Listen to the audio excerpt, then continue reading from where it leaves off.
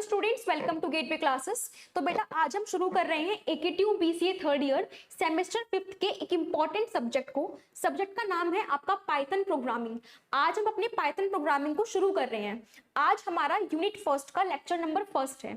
तो सबसे पहले यूनिट फर्स्ट के सिलेबस को हम देख लेते हैं कि यूनिट फर्स्ट का सिलेबस हमसे क्या बोल रहा है, और उसके बाद हम ये देखेंगे कि आज के लेक्चर में हम कौन कौन से टॉपिक्स को कवर करने वाले हैं। तो पहले बात कर लेते हैं सिलेबस के बारे में। ये हमारा AKTU BCA थर्ड ईयर का यूनिट फर्स्ट का सिलेबस है, सेमेस्टर 5th का पाइथन प्रोग्रामिंग का। राइट, क्या क्या है सिलेबस में? तो जैसे आपको पता है कि जब कोई न्यू सब्जेक्ट को हम पढ़ना शुरू करते हैं तो जो हमारा पहला यूनिट होता है, फर्स्ट होती है, वो हमारी फाउंडेशनल यूनिट होती है, वो हमारी बेसिक्स होती है। वहां पर हम उस सब्जेक्ट के बारे में जान रहे होते हैं। ठीक है, तो नेम क्या है यूनिट का? नेम है introduction to Python, unit number 1। क्या क्या पढ़ते हैं हम इसमें? तो यहाँ पे हम बात करते हैं पाइथन के इंट्रोडक्शन के बारे में, उसके ऑपरेटर्स के बारे में, उसके डेटा टाइप्स के बारे में, वेरिएबल्स के बारे में। ये सारे कॉन्सेप्ट पढ़ते हैं हम अपने पहले वाले पार्ट में। उसके बाद आते हैं हम यूनिट फर्स्ट के सेकंड पार्ट पे, जहां पे हम पढ़ते हैं कंट्रोल स्ट्रक्चर्स में। यहाँ बेसिकली हम बात करते हैं कंडीशनल स्टेटमेंट्स के बारे में, जिसमें हम इफ स्टेटमेंट पढ़ते हैं, आपका इफ एल्स पढ़ते हैं, पाइथन के अंदर एलिफ होता है उसको पढ़ते हैं, नेस्टेड इफ को पढ़ते हैं, और उसके बाद कवर करते हैं अपने आइटरेशन कंट्रोल स्ट्रक्चर्स को। यहाँ हम बात करते हैं लूपिंग के बारे में, अपने फॉर लूप को, अपने व्हाइल लूप को, और उनसे जुड़े हुए इंपॉर्टेंट प्रोग्राम्स को। फिर हम आते हैं अपने नेक्स्ट सेगमेंट पे लूप कंट्रोल स्टेटमेंट्स या लूप मैनिपुलेशन स्टेटमेंट्स, जिसके बारे में हम पढ़ते हैं ब्रेक, कंटिन्यू और पास। फिर हम आएंगे अपने यूनिट फर्स्ट के लास्ट सेगमेंट पे पाइथन क्लासेस के बारे में और ऑब्जेक्ट्स के बारे में। तो ये हमारा कंप्लीट यूनिट 1 का सिलेबस है according to AKTU university BCA third year. अब आज हम क्या कवर करेंगे? तो आज हम कवर करेंगे अपनी इन टॉपिक्स को। क्या क्या टॉपिक्स है ये? तो प्रोग्रामिंग लैंग्वेज, पाइथन क्या है? एक प्रोग्रामिंग लैंग्वेज है, उसकी हमें जरूरत क्यों पड़ती है, क्यों हम इनको पढ़ते हैं। उसके बाद हम बात करते हैं पाइथन क्या होती है। हमारे पास और भी लैंग्वेज होती है प्रोग्रामिंग में, हम पाइथन को ही क्यों पढ़ रहे हैं, पाइथन की रिक्वायरमेंट हमें क्यों है, वो हम कवर करेंगे। फिर हम बात करेंगे पाइथन के फर्स्ट प्रोग्राम के बारे में, और फिर आपकी प्रोग्रामिंग में इंपॉर्टेंट टॉपिक्स, जो छोटे छोटे टॉपिक्स होते हैं आपके, जैसे कि कीवर्ड्स हो गया, आइडेंटिफायर्स हो गया, कॉमेंट्स हो गए। उसके बाद हम बात करेंगे वेरिएबल्स के बारे में, और एंड में हम डिस्कस करेंगे इंपॉर्टेंट क्वेश्चंस को जो आज के सभी टॉपिक से जुड़े हुए होंगे। राइट, ये हमारा AKTU BCA थर्ड ईयर का एक कॉम्बो पैक है 4 सब्जेक्ट्स का। तो अगर आप सेमेस्टर 5 के कोर्स को खरीदते हैं तो आपको BCA थर्ड ईयर का according to AKTU university combo pack मिलेगा 4 के 4 सब्जेक्ट्स का। इसमें आपको क्या क्या मिलेगा? तो इसमें आपके जो भी 4 सब्जेक्ट्स होंगे उनके डिटेल्ड लेक्चर्स मिलेंगे, उन लेक्चर से जुड़े हुए आपको नोट्स मिलेंगे। उसके बाद एग्जाम के लिए अगर आप रिवीजन करना चाहेंगे तो आपको वन शॉट मिलेंगे, इंपॉर्टेंट क्वेश्चंस मिलेंगे। तो ये आपको गेटवे क्लासेस एप्लीकेशन पे जो कोर्स है अवेलेबल हो जाएगा 5th सेमेस्टर के लिए। राइट, उसके बाद हमारा ये वाला कॉम्बो पैक है 7 सब्जेक्ट्स का, जहां पे आपको सेमेस्टर 5 के लिए और 6 के लिए, दोनों के लिए मिलेगा। यहाँ पर भी आपको सारा वही फीचर्स मिलेंगे, डिटेल्ड लेक्चर्स हो गए, आपके नोट्स हो गए, इंपॉर्टेंट क्वेश्चंस हो गए, और ये सारा कंटेंट आपको कवर कराया जाएगा according to AKTU university BCA third year. तो ये हमारे कोर्स के बारे में हुआ। एप्लीकेशन पे आप बाकी सब्जेक्ट्स को चेकआउट कर सकते हैं। ये हमारी डेली प्रैक्टिस प्रॉब्लम्स हैं, इंपॉर्टेंट क्वेश्चंस हैं। जब आज का लेक्चर आपका कंप्लीट हो चुका होगा तो आप इन सारे क्वेश्चंस के आंसर्स बहुत आसानी से कर पाएंगे, और वीडियो के एंड में, लेक्चर के एंड में इन सारे क्वेश्चंस को हम आपके साथ डिस्कस भी करेंगे। तो अब स्टार्ट करते हैं अपने लेक्चर को। Why programming languages were needed? हमें प्रोग्रामिंग लैंग्वेजेस की जरूरत क्यों होती है? देखो, आपको और मुझे सबको पता है कि पाइथन एक प्रोग्रामिंग लैंग्वेज है, पर सवाल ये उठता है कि प्रोग्रामिंग लैंग्वेजेस की हमें नीड ही क्यों है? चाहे पाइथन हो, चाहे सी हो, चाहे जावा हो, हमें क्यों जरूरत है प्रोग्रामिंग भाषाओं की? तो हमें सबको पता है कि कंप्यूटर जो होता है वो हमारा काम करता है बाइनरी लैंग्वेज पे, यानी कंप्यूटर की जो भाषा है वो बाइनरी होती है। जैसे आपकी भाषा इंग्लिश है, हिंदी है, तमिल है, मराठी है, हमारे ह्यूमंस की लैंग्वेज जो है, वैसे ही कंप्यूटर जिस भाषा को समझता है वो है बाइनरी। बाइनरी का मतलब क्या है? वो 0 और 1। तो कंप्यूटर की भाषा है 0 और 1। तो कंप्यूटर जो है हमारी भाषा को नहीं समझता, और हम कंप्यूटर की जो भाषा है बाइनरी उसको नहीं समझते। अब हमें कंप्यूटर से क्या करना पड़ता है? हमें कंप्यूटर से कम्युनिकेट करना पड़ता है अपने काम को कराने के लिए। जब आप किसी की भाषा ही नहीं समझते, आप उसके काम करने का तरीका ही नहीं समझते, तो आप उससे बात करके या उसको बता करके अपना काम कैसे करा पाओगे? सिंपल सी बात है, मान लो आपको मेरी लैंग्वेज नहीं आती, मैं कोई ऐसी लैंग्वेज बोल रही हूँ, पढ़ा रही हूँ जो आपको नहीं आती, तो क्या आप मेरी बात समझ सकते हैं? नहीं समझ सकते। तो यानी कि हमें कंप्यूटर से बात करने के लिए एक मीडिएटर की जरूरत थी। तो वहां पे इंट्रोडक्शन हुआ हमारी प्रोग्रामिंग लैंग्वेजेस का। तो कंप्यूटर से बात करने के लिए, कंप्यूटर से अपना काम कराने के लिए हम यूज करते हैं प्रोग्रामिंग लैंग्वेजेस का। क्या लिखा हुआ है? A computer can not understand human language directly. Computer कभी भी ह्यूमन लैंग्वेजेस को डायरेक्ट नहीं समझ सकता। It can understand only machine language. Machine language कह लो, बाइनरी लैंग्वेज कह लो, लो लेवल लैंग्वेज कह लो, या 0-1 कह लो, एक ही बात होती है। तो कंप्यूटर क्या समझता है? हमारी मशीन लैंग्वेज को, which is made up of zeros and ones. Writing instructions in machine language is very difficult and time consuming for humans. अगर हम कंप्यूटर की भाषा 0 और 1 को सीख कर अपना काम या अपनी बातचीत उससे करें, उसकी ही भाषा में, बाइनरी में, तो ये बहुत ही कॉम्प्लेक्स है और बहुत ही टाइम कंज्यूमिंग है ह्यूमंस के लिए। तो हम उस कॉम्प्लेक्सिटी को भी कवर करना चाहते हैं, मतलब कम करना चाहते हैं, और अपने टाइम को भी कम करना चाहते हैं। इसलिए हम क्या लेके आए हैं? प्रोग्रामिंग लैंग्वेजेस को लेकर आए हैं। To make communication computers easier, computer के साथ बातचीत को आसान बनाने के लिए programming languages were introduced. These languages allow programmers to write instructions in simple and understandable form. तो प्रोग्रामिंग लैंग्वेज क्या करती है? जो प्रोग्रामर्स होते हैं, प्रोग्रामर्स कौन होते हैं? जो प्रोग्रामिंग लैंग्वेज का यूज करके कंप्यूटर को इंस्ट्रक्शंस देते हैं, उससे काम कराते हैं। तो प्रोग्रामर्स के लिए आसान है प्रोग्रामिंग भाषाओं में इंस्ट्रक्शंस लेना और अपना काम कंप्यूटर से करा लेना। अंडरस्टैंडेबल फॉर्म होती है, ह्यूमंस उसको समझ सकते हैं, तभी तो हम पढ़ते हैं। Different programming languages were developed according to different needs. बहुत according to time variations, basically different languages को डेवलप किया गया। आपका सी आया, पाइथन आया, जावा आया, C++ आया, दूसरे बहुत सारी लैंग्वेजेस आई। Python is one of the most popular and easy to learn programming language today. आज की दुनिया में आप खुद देखो, पाइथन बहुत फेमस लैंग्वेज है, क्योंकि पाइथन एक तो सीखनी आसान होती है और बिगिनर फ्रेंडली होती है। अगर किसी को प्रोग्रामिंग में कुछ भी नहीं आता और वो अपनी प्रोग्रामिंग जर्नी को पाइथन से शुरू करता है, तो वो आसान भाषा होती है, राइट। अब यहाँ पे क्या लिखा हुआ है, इस डायग्राम को हम समझते हैं। यूजर्स कौन है? आप और हम। जो कंप्यूटर को यूज करके अपना काम कराना चाहते हैं वो हमारे यूजर्स होते हैं। तो आप भी यूजर हैं, मैं भी यूजर हूं। अब यूजर्स को कम्युनिकेट करना है किसके साथ? सिस्टम के साथ, यानी कि कंप्यूटर्स के साथ। तो किस तरीके से यूजर्स जो हैं वो बात करेंगे या कम्युनिकेट करेंगे कंप्यूटर्स के साथ? Using programming languages. ठीक है, प्रोग्रामिंग लैंग्वेज कौन कौन सी? सी हो गया, C++ हो गया, जावा हो गया, या पाइथन हो गया। समझ गए बात को? तो अगर इस पूरे डिस्कशन को समराइज किया जाए तो क्या मतलब है कि हमारे कंप्यूटर को बाइनरी आती है और हमें बाइनरी नहीं आती है, या हम बाइनरी को सीख कर अपना काम कंप्यूटर से कराएंगे तो वो बहुत ही टाइम कंज्यूमिंग होगा और कॉम्प्लेक्स होगा। तो अपने काम को सिंपल रखने के लिए हम क्या यूज करते हैं? प्रोग्रामिंग लैंग्वेजेस का यूज करते हैं। ठीक है, आगे चलते हैं। Why Python was introduced? अब यहाँ पे सवाल ये उठता है कि प्रोग्रामिंग लैंग्वेज की रिक्वायरमेंट क्यों है? वो तो हमने समझ लिया कि भाई कंप्यूटर से बात करने के लिए हमें चाहिए, वेल इनफ। लेकिन पाइथन को क्यों लाया गया? प्रोग्रामिंग लैंग्वेजेस तो और भी है, जावा है, सी है, तो पाइथन क्यों? पाइथन में क्या खास बात है कि हम इसको पढ़ें, इसको सीखें, right? You understand my point ना? तो देखो क्या लिखा हुआ है, earlier programming languages were complex and difficult for beginners to understand. Writing programs required more lines of code and lot of effort. तो इस बात को, इस थ्योरी को हम समझते हैं प्रैक्टिकल एग्जाम्पल से। पाइथन को ये कहा जाता है, आपने सुना भी होगा कि पाइथन एक आसान प्रोग्रामिंग लैंग्वेज होती है, एक आसान प्रोग्रामिंग की भाषा होती है। दूसरी लैंग्वेजेस जो होती हैं बहुत ही कॉम्प्लेक्स होती हैं, वहां अगर आपको कोई काम करना है तो बहुत सारा लाइन ऑफ कोड आपको लिखना पड़ता है, और वही सेम काम अगर आप पाइथन में करना चाहती हो तो बहुत ही कम लाइंस ऑफ कोड में आपका वो काम हो जाता है। एग्जाम्पल समझते हैं। देखो आपने सी पढ़ी होगी, है ना? तो सी में हम एक प्रोग्राम करते हैं, पहला प्रोग्राम। आज वो पहला प्रोग्राम हम पाइथन में भी करेंगे, लेकिन फिलहाल आपको समझाने के लिए सी में हम प्रोग्राम पढ़ते हैं हेलो वर्ल्ड का, है कि हमने अपनी स्क्रीन पे हेलो वर्ल्ड प्रिंट करके देखना है। वो किसी भी लैंग्वेज का हमारा पहला प्रोग्राम होता है। तो यहाँ पे मैंने प्रोग्राम लिखा है सी लैंग्वेज में और वही सेम प्रोग्राम लिखा है मैंने पाइथन में। और करना क्या है? कुछ नहीं करना, मेरे प्रोग्राम का ऑब्जेक्टिव ये है कि मुझे मेरी आउटपुट स्क्रीन पे हेलो वर्ल्ड प्रिंट कराना है।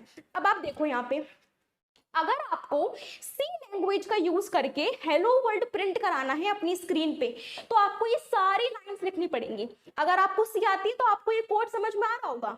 हैशटैग इंक्लूड stdio.h, ये हमारी हेडर फाइल होती है सी के अंदर। ये हमारा इंट मेन फंक्शन होता है। अब क्योंकि ये मेन फंक्शन जो है इंट टाइप का है, तो इसलिए हमने नीचे रिटर्न स्टेटमेंट भी लगाई है। और इसके अंदर हमने यहाँ पे क्या यूज किया, प्रिंटफ, क्योंकि सी में प्रिंटफ का यूज करके आप अपनी कंसोल पर कुछ भी प्रिंट करा सकते हो। तो यहाँ पे प्रोग्राम का ऑब्जेक्टिव क्या है, हेलो वर्ल्ड प्रिंट कराना, जिसके लिए मैंने इतनी सारी लाइंस लिखी हैं। लेकिन अगर यही काम मैं पाइथन से करा रही हूं, तो पाइथन में सिंपल जो पाइथन का प्रिंट फंक्शन है, जिसको हम आज कवर करेंगे, उसकी मदद से हम क्या कर सकते हैं, हेलो वर्ल्ड प्रिंट करा सकते हैं। अब आप खुद ही इन दोनों में कंपेयर कर लो कि इसने भी वही काम किया है और इसने भी वही काम किया है, लेकिन यहाँ पर कितनी सारी लाइन है और यहाँ पर एक ही लाइन है। तो वही बात तो लिखी है कि अगर आप पाइथन के कोई प्रोग्राम लिखते हो तो required few lines of code, और किसी और में लिखते हो तो required more lines of code, right. Python was introduced to make programming simple. आपने प्रोग्रामिंग को सिंपल बनाने के लिए पाइथन को इंट्रोड्यूस किया गया। प्रोग्रामिंग क्या होती है, इससे सिंपल होती है, रीडेबल होती है, आप इजीली पाइथन को सीख सकते हो और मेरे साथ आप सीखोगे भी lecture by lecture. It was developed by Guido van Rossum in 1991। तो किसने डेवलप किया, कब डेवलप किया, ये आपका फैक्चुअल डेटा हो गया, समझ गए। तो यहाँ पर कंक्लूजन क्या है स्लाइड का, कि पाइथन इजी टू लर्न होती है, पाइथन सिंपल होती है और पाइथन बिगनर फ्रेंडली होती है। बहुत ही कम लाइंस ऑफ कोड में हम पाइथन से अपने काम को करा सकते हैं। आगे देखते हैं व्हाट इज पाइथन। तो पाइथन तो हो गया कि पाइथन क्या है, पाइथन क्यों है। अब पाइथन है क्या, थोड़ा ये जान लेते हैं। तो पाइथन एक हाई लेवल इंटरप्रेटेड और जनरल पर्पस प्रोग्रामिंग लैंग्वेज होती है। यहाँ पर ये 3 शब्द लिखे हुए हैं, इन 3 शब्दों में हम पूरी पाइथन को डिफाइन कर सकते हैं कि पाइथन क्या है, हाई लेवल है। देखो जो हमारी मशीन लैंग्वेज होती है, जो हमारी बाइनरी लैंग्वेज होती है, मैंने अभी आपको कहा कि उसे हम लो लेवल लैंग्वेज के नाम से जानते हैं, और जो हमारी प्रोग्रामिंग लैंग्वेजेस होती हैं उन्हें हम हाई लेवल लैंग्वेज कहते हैं। तो पाइथन क्या है, हाई लेवल लैंग्वेज होती है, वेल इनफ टू अंडरस्टैंड। अगला क्या है, इंटरप्रेटेड। तो यहाँ पे आपको 2 टर्म समझनी है, एक है कंपाइलर और एक है इंटरप्रेटर। अब कंपाइलर और इंटरप्रेटर को हम समझते हैं, बहुत से स्टूडेंट्स को पता भी होगा, पर हम आपको बता देते हैं थोड़ा बेसिक आइडिया।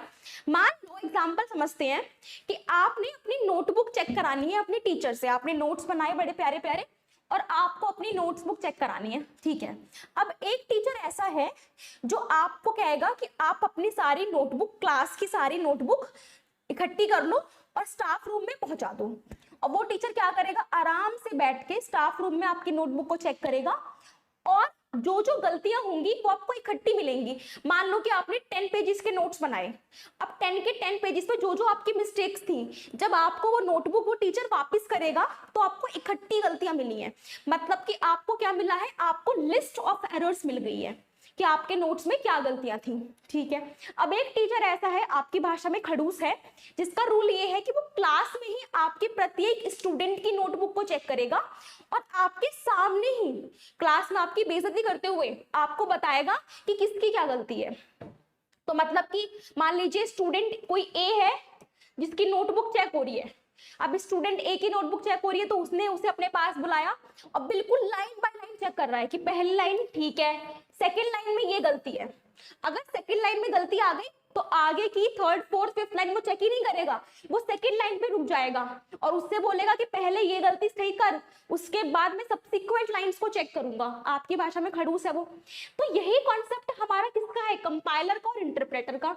जो हमारा पहला वाला टीचर था, जो शायद आपका फेवरेट भी होगा, कि स्टाफ रूम में कॉपी बुला रहा है, चेक कर रहा है और उसके बाद आपको लिस्ट ऑफ एरर्स दे रहा है, वो हमारा कंपाइलर है। और जो खड़ूस टीचर है आपके हिसाब से स्टोरी में कि भाई तुरंत का तुरंत गलतियां बता रहा है, अगर दूसरी लाइन में गलती आ गई या फर्स्ट लाइन में गलती आ गई तो वहीं पे उसकी चेकिंग रुक जाएगी, पहले वो गलती करेक्ट होगी उसके बाद चेकिंग आगे होगी, वो हमारा इंटरप्रेटर है। अब अगर हम टेक्निकलिटीज पे जाएं इसकी, तो कंपाइलर हमारे प्रोग्राम को एक ही बार में चेक करता है और आपको लिस्ट ऑफ एरर्स देता है। अब एक एक करके आप सही करते रहो जो जो लिस्ट ऑफ एरर्स हैं। और इंटरप्रेटर क्या करता है, वो आपके प्रोग्राम को लाइन बाय लाइन चेक करता है, और जब उसे किसी भी लाइन में गलती मिलती है तो वहीं पे अपने एग्जीक्यूशन को वो रोक देता है, आगे प्रोग्राम को नहीं बढ़ाता। ये कॉन्सेप्ट है हमारे इंटरप्रेटर का। तो पाइथन हमारी इंटरप्रेटेड लैंग्वेज होती है, ठीक है।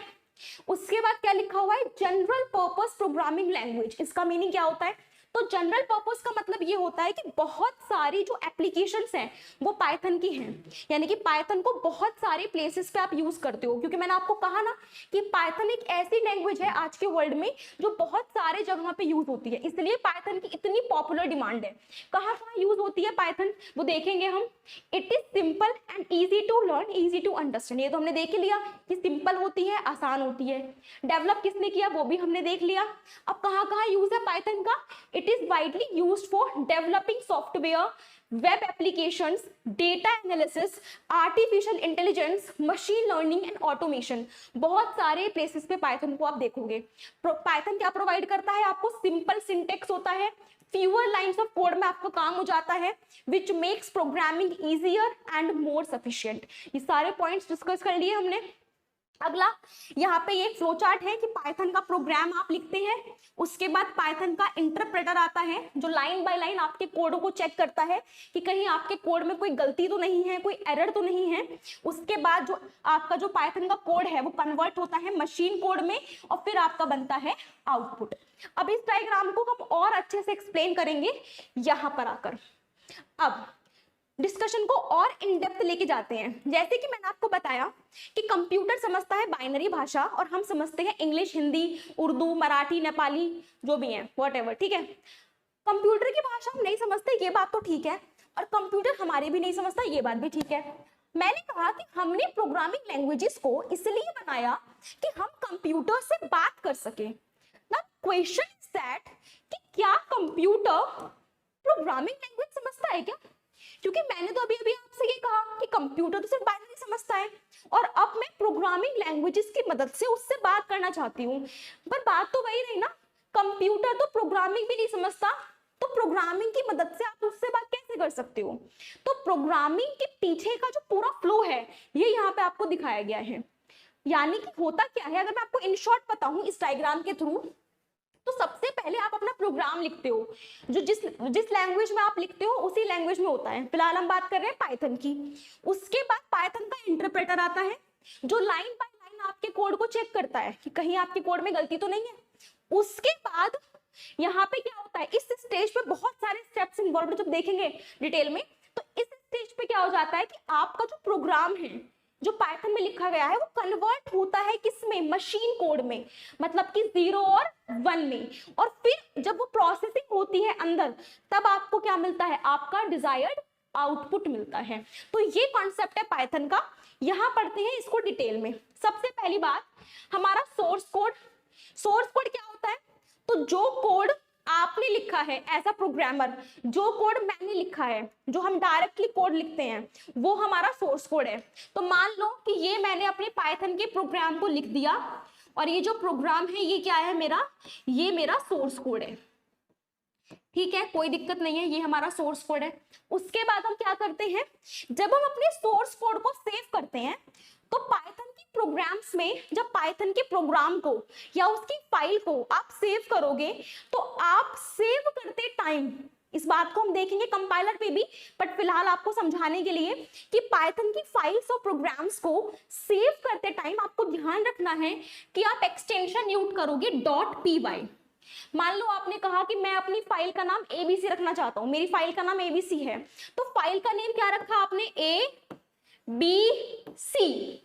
लेकिन सिर्फ ABC, सिर्फ फाइल का नेम लिखना काफी नहीं है, क्योंकि ये पाइथन की फाइल है, तो आपको इसमें क्या लगाना पड़ेगा, आपको इसमें डॉट और स्मॉल में .py लगाना पड़ेगा। और ये py क्या होगा, स्मॉल में होगा, कैपिटल में नहीं होगा।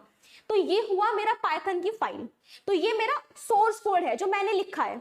उसके बाद मैं अपने सोर्स कोड को रन करती हूँ, होगा क्या, हम देखेंगे, विजुअलाइज करेंगे इस चीज को कि हम अपने पाइथन के कोड को रन करेंगे और तुरंत अगर हमारे कोड में कोई एरर नहीं है तो तुरंत हमें क्या मिल जाएगा, मिल जाएगा, हमें लगेगा अरे वाह ये तो बड़ी जल्दी काम हो गया, लेकिन ये सारी बैकएंड वर्किंग उसके पीछे हो रही होती है। क्या वर्किंग हो रही होती है? तो जब मैं अपने सोर्स कोड को रन करती हूँ तो मेरा कौन आता है, मेरा पाइथन का इंटरप्रेटर आता है। कौन आता है? इंटरप्रेटर, जो क्या करेगा, read the dot PY file line by line, मतलब कि जो सोर्स कोड डॉट पीवाई के नाम से सेव करके आपने दिया है इसको, ये उस फाइल को लाइन बाय लाइन रीड करता है। कैसे? मान लेते हैं कि उसने आपकी पहली लाइन चेक करी, तो पहली लाइन में कोई एरर नहीं है, बिल्कुल करेक्ट लिखी है आपने according to syntax, according to logic, तो यानी कि ये आपकी करेक्ट हो गई, नो इश्यूज। फिर सेकेंड लाइन को चेक करेगा, ये भी आपकी करेक्ट हो गई। अब मान लो कि थर्ड लाइन में आपकी कुछ एरर है, थर्ड लाइन आपकी गलत हो गई, तो ये प्रोग्राम एग्जीक्यूशन यहीं पे रुक जाएगा, आगे की लाइंस को तो वो चेक ही नहीं करेगा, वो वहीं रुक के आपको प्रोग्राम को क्या करेगा, आपको देगा कि इस लाइन में आपकी ये वाली बेसिकली एरर है। समझ गए बात को? तो ये काम करता है हमारा इंटरप्रेटर। अब मानो कि आप बहुत अच्छी प्रोग्रामिंग सीख चुके हो, आपके कोड में कोई एरर नहीं है, ठीक है, आपका जो कोड है वो बिल्कुल करेक्ट है, उसमें कोई एरर नहीं है, तो यहाँ पे आपकी जो फाइल है वो लाइन बाय लाइन रीड हो जाती है, कोई दिक्कत नहीं आती है। उसके बाद यहाँ पे क्या होता है, यहाँ पे हमने फाइल को दिया, यहाँ वो करेक्ट हो गई। अब हम आते हैं इस वाले स्टेप में। इस स्टेप में क्या होगा, आपका जो फाइल का एक्सटेंशन था, एक्सटेंशन क्या होता है, तो ये डॉट पीवाई क्या है, ये डॉट पीवाई एक्सटेंशन है जो पाइथन की फाइल में लगाया जाता है। जैसे हम पीडीएफ में डॉट पीडीएफ लगाते हैं, है ना, वैसे ही पाइथन में डॉट पीवाई लगता है। तो यहाँ पे आके जो फाइल का एक्सटेंशन है वो चेंज होता है। चेंज कैसे हो जाता है, डॉट पीवाई से क्या बन जाता है, डॉट पीवाई सी। क्यों? क्योंकि यहाँ पे क्या होगा, जो पाइथन का कंपाइलर होगा, पाइथन में कंपाइलर भी है जो क्या करेगा, आपके सोर्स कोड को, सोर्स कोड जो आपने अभी अभी दिया है उसे कन्वर्ट कर देगा किसमें, बाइट कोड में। समझ गए बात को? तो बेसिकली पहले सोर्स कोड आया, आपका इंटरप्रेटर ने एरर्स को चेक किया, फिर पीवाईसी पाइथन का कंपाइलर आएगा जो आपके सोर्स कोड को बाइट कोड में कन्वर्ट कर देगा। क्लियर है बात? उसके बाद नेक्स्ट आएगा पाइथन का वर्चुअल मशीन। जैसे जावा की वर्चुअल मशीन होती है ना, जेवीएम, ऐसे ही पाइथन की वर्चुअल मशीन होगी जो क्या करेगी, बाइट कोड को कन्वर्ट करेगी किसमें, मशीन इंस्ट्रक्शंस में, यानी कि 0 और 1 में। तो यहाँ पे हमारा जो पाइथन का कोड है वो भी 0 और 1 में कन्वर्ट होता है। अब ये 0-1 में कन्वर्ट हुआ हुआ कोड जो होगा, कंप्यूटर इसको समझ जाएगा, जो भी ऑपरेशंस आपने लिखे होंगे, जो भी आप चाहते हैं, इंस्ट्रक्शंस आपने लिखी हैं, उसके अकॉर्डिंगली वो काम परफॉर्म करेगा और आपको आपकी आउटपुट स्क्रीन पे, कंसोल पे क्या दिखाई देगा, आउटपुट डायरेक्ट। आपको क्या लगेगा कि विद इन सेकेंड में आउटपुट आ गया, बड़ी वाह, लेकिन उसके पीछे ये सारी बैकएंड वर्किंग आपकी होती है। समझ गए? तो यहाँ तक पाइथन के बेसिक्स को हमने कवर किया है कि पाइथन क्या होती है, कैसे काम कर रही है वो, राइट? आगे चलते हैं हम। अब आती है इंपॉर्टेंस ऑफ पाइथन। तो मेरे ख्याल से जितना डिस्कशन हमने अभी तक कर लिया, पाइथन की इंपॉर्टेंस तो आपको आ गई होगी। क्या क्या इंपॉर्टेंस है? Easy to learn and understand, Python को लर्न करना, उसको समझना बड़ा आसान होता है। पाइथन का सिंपल और रीडेबल सिंटेक्स होता है, so beginners can learn easily. It language is close to English which makes coding simple. ठीक है? Used in artificial intelligence and machine learning, machine learning में और एआई में बहुत इसका यूज होता है, लाइक चैटबॉट्स हो गए, फेस रिकॉग्निशन हो गया, रिकमेंडेशन सिस्टम्स हो गए, बहुत सारी मॉडर्न टेक्नोलॉजीज हैं जो पाइथन का यूज करके बनाई जा रही हैं। हेल्पफुल है किसमें, आपके वेब डेवलपमेंट में, create websites, web applications using frameworks. ठीक है?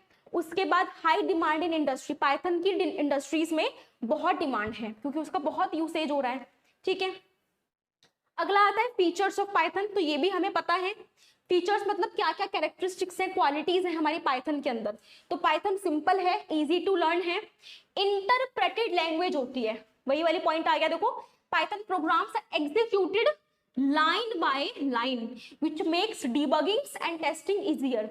डिबगिंग का मतलब क्या होता है, डिबगिंग बेसिकली एक टेक्निकल टर्म होती है, प्रोग्रामिंग में यूज होती है, इसका मतलब होता है एरर्स का फाइंड करना।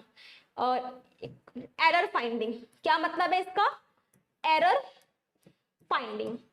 तो क्योंकि आपको एक एक लाइन की एरर दी जाएगी बजाय लिस्ट ऑफ एरर्स के, तो पाइथन में जो एरर्स हैं वो आप इजीली फाइंड आउट कर सकते हैं। प्लेटफॉर्म इंडिपेंडेंट होती है, रन करती है डिफरेंट ऑपरेटिंग सिस्टम्स पे, लेस कोडिंग होती है, वो तो हमने देख लिया, बहुत कम लाइंस ऑफ कोड में काम हो जाता है, बहुत सारी एप्लीकेशंस है, वाइड रेंज ऑफ एप्लीकेशंस, ये सारे हमारे पाइथन के फीचर्स हो गए। अगला आता है हमारा फर्स्ट प्रोग्राम इन पाइथन। तो इसको पहले हम समझेंगे बोर्ड पे, उसके बाद हम समझेंगे इसको कंपाइलर पे। तो पहले बोर्ड पे देख लेते हैं। मैंने आपको अभी बताया था कि किसी भी प्रोग्रामिंग लैंग्वेज को जब आप शुरू करते हो तो उसका जो पहला प्रोग्राम होता है वो हेलो प्रिंट कराने का होता है, हेलो या हेलो वर्ल्ड का, यही आपका प्रोग्राम होता है, ठीक है। बेसिकली अभी तक वैसे हमने क्या क्या कवर कर लिया, तो हमने पाइथन का जो थ्योरी इंपॉर्टेंस था वो कवर कर लिया, इंपॉर्टेंस क्या है, फीचर्स क्या है, पाइथन क्या है, ठीक है। अब हम प्रोग्राम्स को स्टार्ट करेंगे यहाँ से, प्रोग्रामिंग कॉन्सेप्ट्स को, जो पाइथन के प्रोग्रामिंग कॉन्सेप्ट्स है यहाँ से हम उन्हें शुरू कर रहे हैं।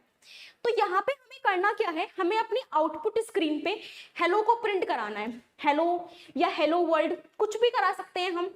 अब सवाल ये उठता है कि जब पाइथन लैंग्वेज में हमें अपने आउटपुट पे कुछ प्रिंट कराना है तो हम कैसे कराएंगे।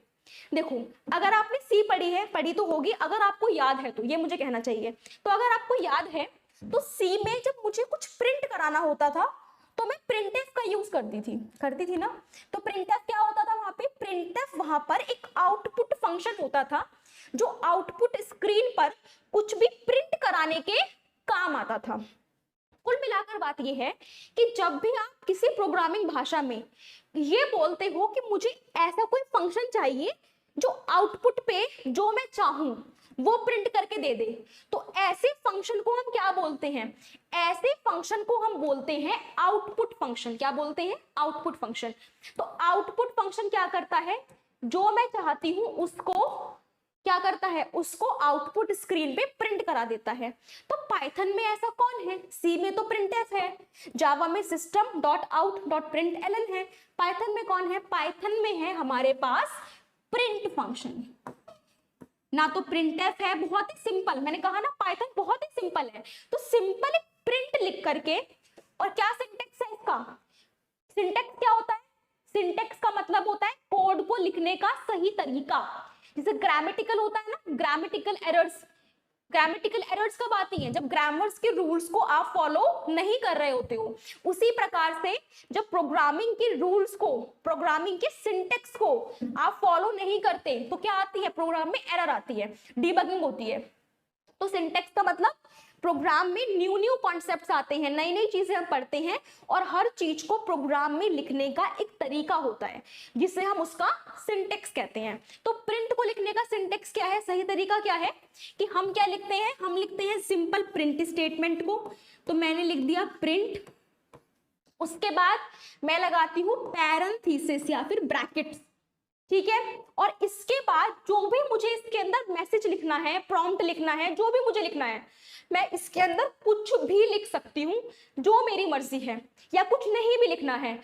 कंडीशन ये है कि आप यहाँ पे लगाओगे, स्टार्ट करोगे जब डबल इन्वर्टेड कोट्स, और जब अपने मैसेज को एंड करोगे तब भी क्या लगाओगे, डबल इन्वर्टेड कोट्स। और आपको जो भी लिखना है आप इसके अंदर, ये आपका मान लो एंट्री गेट है, ये आपका एग्जिट गेट है, इन दोनों गेटों के बीच में आप कुछ भी लिख सकते हो। कोई कैरेक्टर हो गया, नंबर हो गया, स्पेशल कैरेक्टर हो गया, हैशटैग हो गया, मतलब कुछ भी जो आपकी मर्जी है, कोलन हो गया, कॉमा हो गया, कुछ भी। तो प्रिंट फंक्शन क्या करता है, आउटपुट पे जो भी आप इन डबल कोट्स के अंदर लिख देते हो उसको as it is without making any change as it is print कराता है। आ गई बात समझ में। तो यहाँ पे हम क्या कर रहे हैं, अगर मान लीजिए मैंने यहाँ पे लिखा होता hello, late me just erase this, मान लो कि मैंने यहाँ पे लिखा होता हेलो, तो मैंने यहाँ पे लिख दिया हेलो, और जब मैं इसे रन करूंगी तो मेरी आउटपुट स्क्रीन पे क्या प्रिंट होगा, मेरी आउटपुट स्क्रीन पे प्रिंट क्या होगा, हेलो। जैसे मैंने लिखा है वैसे ही प्रिंट हो जाएगा। अब यहाँ पे क्या करा है मैंने, यहाँ मैंने यूज किया प्रिंट फंक्शन का, और डबल इन्वर्टेड कोट्स में क्या लिख दिया, हेलो वर्ल्ड। तो मेरे आउटपुट पे क्या प्रिंट होगा, मेरी आउटपुट पे प्रिंट होगा hello world, simple. Very simple ना, कुछ भी नहीं है इसमें। तो फर्स्ट प्रोग्राम पाइथन का जनरली हेलो वर्ल्ड प्रोग्राम होता है। यूज करते हैं अंडरस्टैंड करने के लिए बेसिक सिंटेक्स को, कि हमारा बेसिक सिंटेक्स क्या है, हमारे आउटपुट फंक्शन का एग्जीक्यूशन कैसे होती है पाइथन प्रोग्राम की, ये सब कुछ समझेंगे हम इसमें। पाइथन क्या प्रोवाइड करती है, तो आपको प्रिंट फंक्शन, ये प्रिंट में जो पी है बेटा ये छोटा आता है, तो प्रिंट फंक्शन का यूज करते हो आप अपनी आउटपुट पे कुछ भी डिस्प्ले कराने के लिए। उसके बाद हेलो वर्ल्ड एक मैसेज है जो आपकी स्क्रीन पे डिस्प्ले हो जाएगा। अगर आप ये लिखोगे तो double quotes are use to represent a string. String मतलब कि सीक्वेंस ऑफ कैरेक्टर। इसको हम पढ़ेंगे बहुत अच्छे से इस यूनिट में जब मैं स्ट्रिंग को कवर करा रही होंगी, ठीक है। अब यहाँ पे काम करते हैं, सबसे पहले हम ये देख लेते हैं कि पाइथन के प्रोग्राम्स को रन करने के लिए हम क्या क्या यूज करने वाले हैं, कौन कौन सॉफ्टवेयर्स को हम यूज करेंगे, और जो हमने फर्स्ट प्रोग्राम करके देखा है उसको देख लेते हैं अपने कंपाइलर पे टू मेक बेटर अंडरस्टैंड। अब अपने पाइथन के प्रोग्राम को एक बार हम प्रैक्टिकली रन करके देख लेते हैं। अभी बोर्ड पे हमने समझ लिया कि हमारा फर्स्ट पाइथन का प्रोग्राम प्रिंट फंक्शन की हेल्प से कैसे चलेगा, उस चीज को प्रैक्टिकली देखेंगे।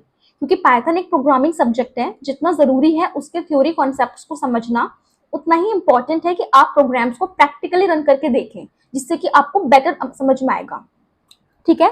तो क्योंकि ये पाइथन का हमारा पहला प्रोग्राम है, तो यहाँ पे मैं आपको बता देती हूँ कि through out the syllabus Python के प्रोग्राम्स को रन करने के लिए आप क्या क्या यूज करने वाले हैं मेरे साथ। तो यहाँ पे सबसे पहले हम यूज करेंगे दो टूल्स को।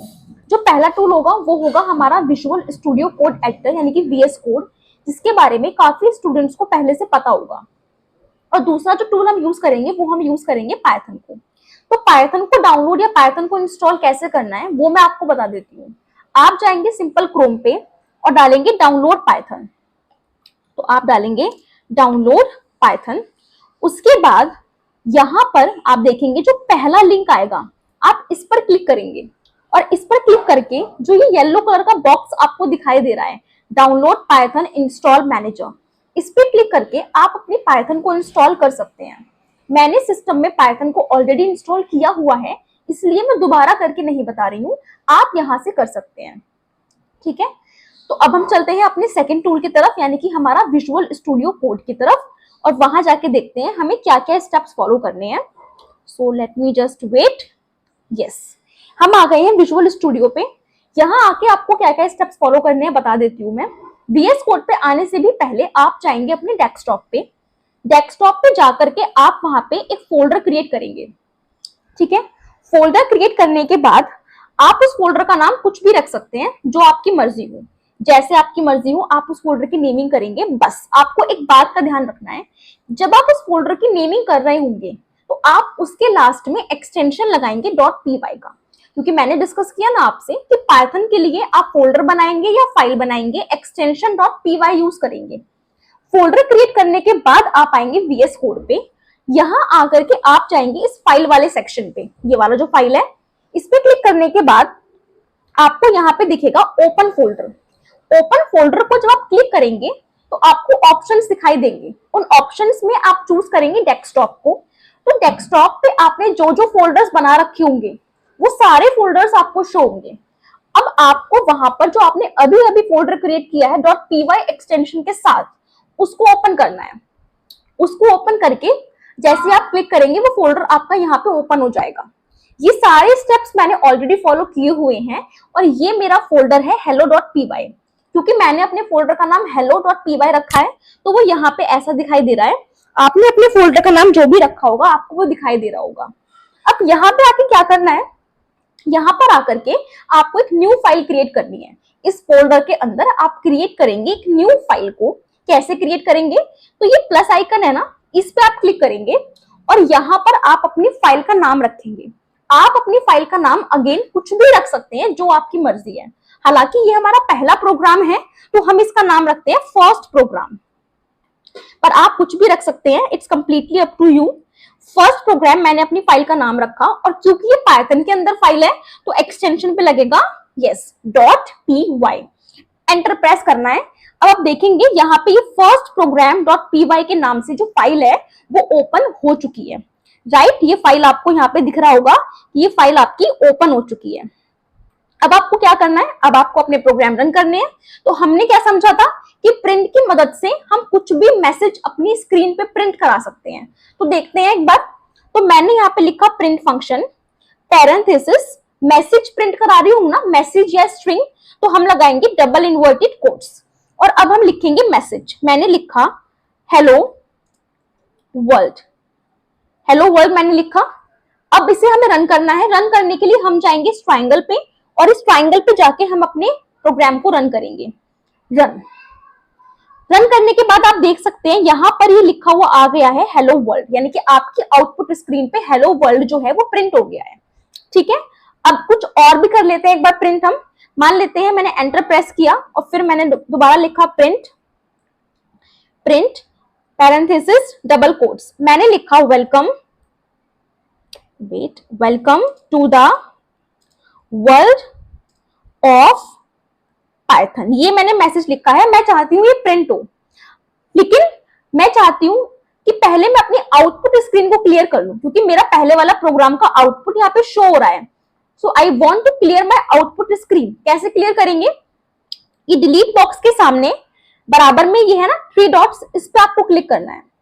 इस पर क्लिक करने के बाद आपको करना है क्लियर टर्मिनल, तो आपका जो आउटपुट स्क्रीन है वो क्लियर हो गया है। अब आप इसको रन करेंगे। Let me run this. Right, run करने के बाद आप देख सकते हैं यहाँ पे क्या आ गया, हेलो वर्ल्ड, क्योंकि पहले प्रिंट पे क्या है, हेलो वर्ल्ड है, और उसके बाद क्या आ गया, welcome to the world of Python. तो ये मैंने अपने प्रोग्राम को यहाँ पे रन कर लिया है। नाउ कुछ और अगर आपको प्रिंट कराना है तो आप कराकर देख सकते हैं। अब यहाँ पे मान लेते हैं कि मैंने एक और मैसेज लिखा, प्रिंट फंक्शन डबल कोट्स, मैंने लिखा गेटवे क्लासेस, ये मैंने लिखा और मैं चाहती हूँ इसको रन करना। पहले मैं करूंगी अपनी आउटपुट स्क्रीन को clear. Late me clear, yes.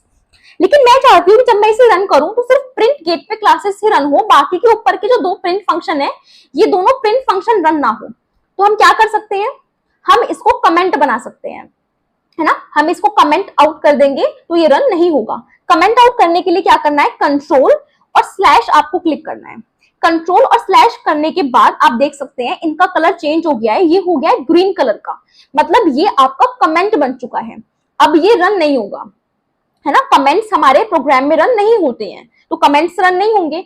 अगर अब मैं इसको रन करूंगी तो आप देख सकते हैं यहाँ पे क्या आया है, आउटपुट पे सिर्फ और सिर्फ आया है गेटवे क्लासेस, क्योंकि मैंने ऊपर वाला कमेंट बना दिया था तो वो रन नहीं हुआ।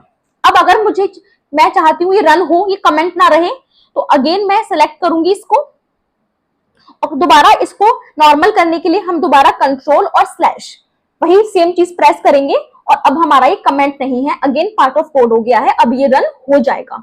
तो दोबारा अगर मैं इसको रन करूं यहां से ट्राइंगल से ये, तो आप देख सकते हैं दोबारा रन हुआ है और क्या क्या लिखा आया है, hello world, welcome to the world of Python और गेटवे क्लासेस। इस तरीके से हमारा ये प्रिंट फंक्शन काम करता है। अब एक चीज और समझते हैं, नीचे वाले कोड को कमेंट आउट कर देते हैं कंट्रोल स्लैश से, आउटपुट स्क्रीन को कर लेते हैं क्लियर और एक चीज को और समझते हैं। यस, अब ये हेलो वर्ल्ड में यहाँ पे क्या लिखा हुआ है, प्रिंट हेलो वर्ल्ड। ये जो डबल इन्वर्टेड कोट आप देख रहे हैं ना क्लोज वाला, एक काम करते हैं इसको हटाकर देखते हैं क्या फर्क पड़ेगा। तो मैंने इस कोड को हटा दिया। क्या देख रहे हैं आप ये देख रहे हैं कि यहाँ पे रेड लाइन आ गई है। ये रेड लाइन आपको क्या इंडिकेट कर रही है कि इस वाले कोड में एरर है।